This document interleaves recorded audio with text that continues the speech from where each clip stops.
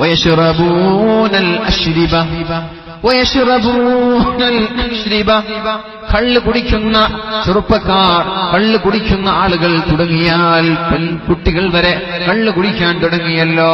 പണ്ടൊക്കെ കല്യാണം ആലോചിക്കുമ്പോ കള്ള് കുടിക്കാത്ത ചെറുപ്പക്കാരുണ്ടോ എന്ന് അന്വേഷിക്കുക അല്ലെ? ഇന്ന് പെൺകുട്ടികളെ വരെ കള്ള് കുടിക്കാത്ത പെൺകുട്ടികളുണ്ടോ എന്ന് വരെ അന്വേഷിക്കാൻ തുടങ്ങിയിട്ടുണ്ട്. ഇൻഷാ അല്ലാഹ് ബക്കറ്റും വരും, കബറും വരും. കബറിലേക്ക് പോവാനുണ്ട്. അപ്പൊ കബറിൽ രക്ഷപ്പെടാൻ വേണ്ടി കബർ നിറച്ചു കൊടുക്കില്ല. ഇൻഷാ അല്ലാഹ് തൗഫീഖ് ചെയ്യട്ടെ.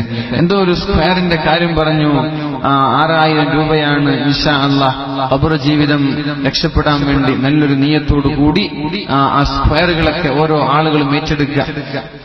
അതേപോലെ മരിച്ചുപോയ ഉമ്മയുടെ കബറിടങ്ങൾ സ്വർഗീയമാകാനും, മക്കളില്ലാത്ത ആളുകൾ മക്കളുണ്ടാകാനും, കല്യാണം കഴിക്കാത്ത ആളുകൾ കല്യാണം കഴിക്കാനും, പിന്നെ അതേപോലെ എന്തൊക്കെ വിഷമമാണോ നമ്മൾക്കുള്ളത് ആ ഒരു വിഷമം മനസ്സിൽ വെച്ച് നല്ലൊരു നിയത്തോടു കൂടി ഈ ഒരു സ്ക്വയർ ഫീറ്റ് നമ്മൾ ഏറ്റെടുക്കുക. ഇൻഷാ അല്ലാഹ് നമ്മൾ മരിച്ചാലും ഈ ഒരു ബിൽഡിംഗ് എന്താണ്, പള്ളിയുടെ വരുമാനമല്ലേ, എത്ര കാലം അത് നിലനിൽക്കുന്നുണ്ടോ നമ്മുടെ കബറിലേക്ക് അതിന്റെ ഡെപ്പോസിറ്റ് വരും. ഇൻഷാ അല്ലാഹ് വിഷയത്തിലേക്ക് ഞാൻ അവസാനം സൂചിപ്പിക്കും. അല്ലാഹു തൗഫീഖ് ചെയ്യട്ടെ. പോക്കറ്റ് ഒന്നുമില്ല ഇടാൻ വേണ്ടി, മൊബൈൽ ഇട്ടിട്ടുണ്ട് വരുന്നത്. ഇൻഷാ അല്ലാഹ് ഉദ്ഘാടനം ചെയ്യുക, എന്റെ സംഘാടകരുടെ ഉദ്ഘാടനം ചെയ്യും. നല്ലൊരു തുക ഇട്ടോ, 1000 ഇട്ടോ കുറക്കണ്ട. ഇൻഷാ അല്ലാഹ് ബക്കറ്റ് വരുന്നുണ്ട്, നല്ലൊരു തുക ഇട്ട് കൊടുക്കുക എല്ലാരും. പിന്നെ കവറും വരുന്നുണ്ട്. ഇനി ബക്കറ്റിൽ 10 രൂപ ഇട്ടിട്ട് കവറിൽ 100 ഇടാൻ നിൽക്കണ്ട, ബക്കറ്റിൽ തന്നെ 1000 ഇടാം. അങ്ങനെ കവറിൽ 10,000 ഇട്ട് കൊടുക്കാലോ. അങ്ങനെ ചെയ്യും. അതേപോലെ പെണ്ണുങ്ങളൊക്കെ സ്വർണ്ണ കൂലി വെക്ക്. ഇൻഷാ അല്ലാഹ് ബക്കറ്റിൽ ഇട്ട് കൊടുത്താലും കുഴപ്പമില്ല, കവറിൽ ഇട്ട് കൊടുത്താലും കുഴപ്പമില്ല. ഏതായാലും നല്ല നിയത്തോടു കൂടി ചെയ്യും. നാളെ കബറിലേക്ക് ഏറ്റവും വലിയ ഉപകാരമായിരിക്കുന്നത് അല്ലെ, കബറിലല്ലേ നമ്മൾ രക്ഷപ്പെടേണ്ടത്. നാളെ നമ്മൾക്ക് രക്ഷപ്പെടണം. ഇതൊക്കെ എങ്ങനെ തട്ടിമുട്ടി ജീവിച്ചു പോവാ, ഖബറിൽ രക്ഷപ്പെടണം. അതിനുള്ളൊരു ഡെപ്പോസിറ്റ്, അതിനുള്ളൊരു തയ്യാറെടുപ്പായിക്കോട്ടെ. അള്ളാഹു സ്വീകരിക്കുമാറാവട്ടെ.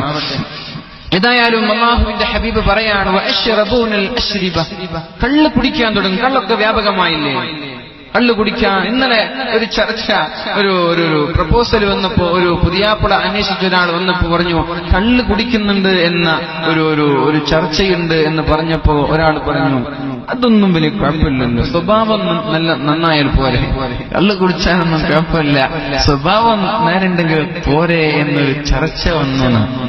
എന്താണിത് സൂചിപ്പിക്കുന്നത്?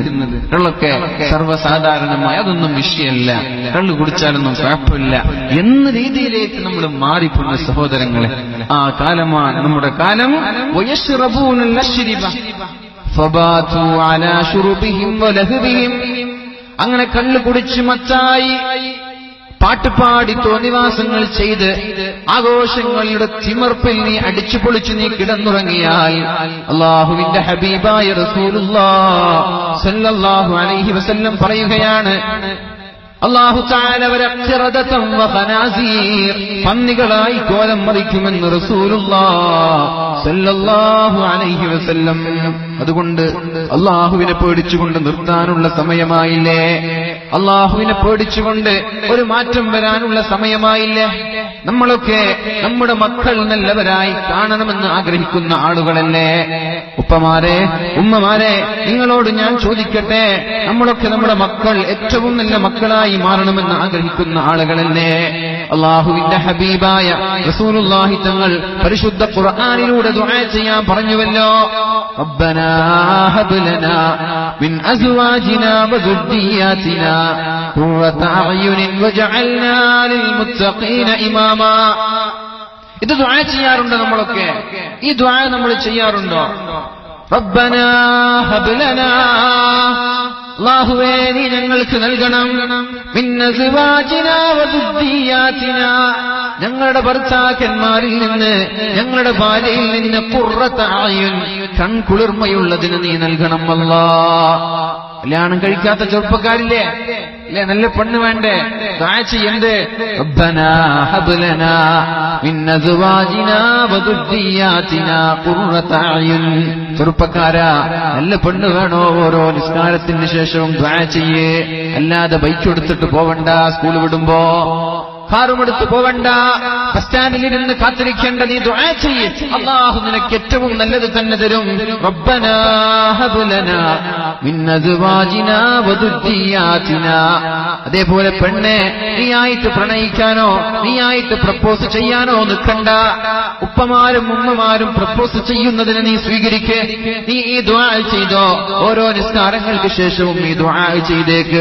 റബ്ബനാ, എന്റെ റബ്ബേ, ഹബ് ലനാ മിൻ അസ്വാജിനാ, എനിക്ക് നല്ലൊരു ഭർത്താവിനെ തരണേ അല്ലാ.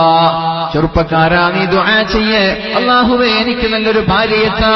ഇനി കല്യാണം കഴിഞ്ഞ ആളുകളും ദുആ ചെയ്യേ, അല്ലാഹുവേ എന്റെ ഭാര്യയെ നീ ദീനീ ബോധമുള്ളവരാക്കല്ലാ, ഭർത്താവിനെ ദീനീ ബോധമുള്ളവരാക്കണം അല്ലാ. ഇതെല്ലാവരും ദുആ ചെയ്യേണ്ട ദുആണ്. വൃദ്ധരായി മൂക്കിൽ പല്ല് മുളച്ചാൽ വരെ ഈ ദുആ ഒഴിവാക്കരുത്. ഈ ദുആ മരണം വരെ ദുആ ചെയ്യുക. ഫ്രം എ ടു സെഡ് എന്ന് പറയാൻ നമ്മൾക്ക്, അല്ലെ?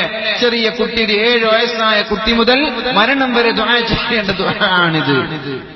അങ്ങനെ ദുആ ചെയ്താലോ അല്ലാഹു ഒരു ദിവസം നമ്മുടെ ദുആ സ്വീകരിച്ചാൽ ഇൻഷാ അല്ലാഹ് നമ്മുടെ പെണ്ണ് ദീനീ ബോധമുള്ളവരാകും, നമ്മുടെ മക്കൾ സ്വാലിഹീങ്ങളാകും, നമ്മളും സ്വാലിഹീങ്ങളാകും. ഒരു ദുആ സ്വീകരിച്ചാൽ മതി. അതുകൊണ്ട് എപ്പോഴും ദുആ ചെയ്യ്, അല്ലാഹു സ്വീകരിക്കട്ടെ. ഈ ദുആ അറിയോ? ഇന്നത്തെ ചെറുപ്പക്കാർക്കൊക്കെ അറിയോ? ന്യൂ ജനറേഷൻ സൈബർ യുഗത്തിൽ ചെറുപ്പക്കാർക്ക് ഹിന്ദി പാട്ടും സിനിമ പാട്ടും അല്ലാതെ ഈ ദുആ ഒക്കെ അറിയോ? ഞാൻ ചോദിക്കുകയാണ്, അറിയോ?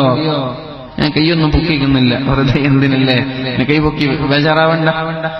ربنا هب لنا من أزواجنا وذرياتنا قرة أعين واجعلنا للمتقين إماما. അല്ലാഹുവേ, ഞങ്ങൾക്ക് നീ കൺകുളിർമയുള്ള ഭാര്യയെയും ഭർത്താവിനെയും മക്കളെയും നൽകണേ അല്ലാ. വജഅൽനാ ലിൽമുത്തഖീന ഇമാമാ. അല്ലാഹുവേ, മുത്തഖീങ്ങളുടെ നേതാവായി നീ ഞങ്ങളെ മാറ്റണേ അല്ലാ എന്നൊരു ദുആ എല്ലാവരും ദുആ ചെയ്യാ. അല്ലാഹു നമ്മുടെ മക്കളെ സ്വാലിഹീങ്ങളിൽ പെടുത്തട്ടെ.